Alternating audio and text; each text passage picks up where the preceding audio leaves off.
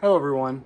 The other day I went to a Habitat for Humanity restore and I got some cool things.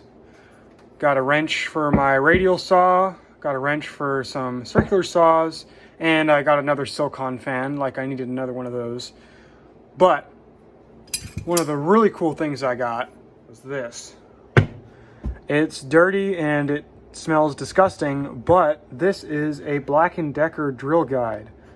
I've actually been looking for one of these to help with drilling because it's a really nice, simple idea for making straight holes. As you can see, this is kind of dirty, so let me just clean it up real quick. There, much better. In order to use the drill guide, of course, you need a drill and a drill bit for drilling. I'm going to need an Allen key and a mallet to get the chuck off, because in order to use this, you have to take off the chuck and attach it to this end and screw this end into the drill. I'll now remove the chuck.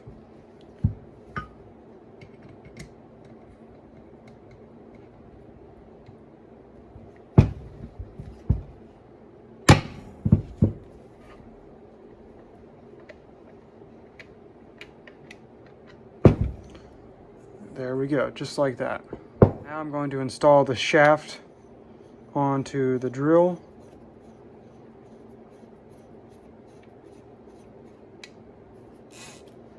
And I'll put the shaft into the hole on the drill guide. And I will install the chuck onto the shaft. Just like that. Installing the drill bit hasn't changed. It's just the same as it was before. Inserting the drill bit into the chuck and tightening it down with the key. Alright, I'll start off with doing a 90-degree hole.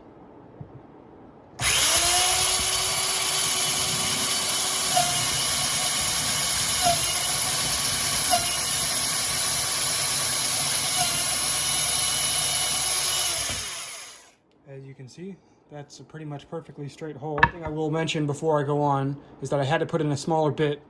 The other bit stuck out too far at 45 degrees. So even though I can use a bigger bit drilling 90-degree holes, because there's this cutout on the guide, I have to use a smaller bit.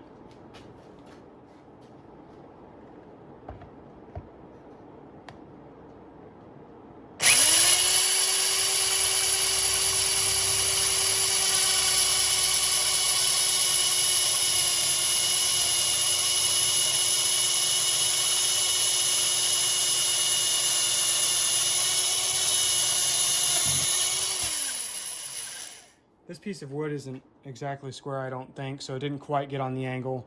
And to be honest, I really should start off with an even smaller bit before doing a larger bit, but that worked out pretty well, all things considered.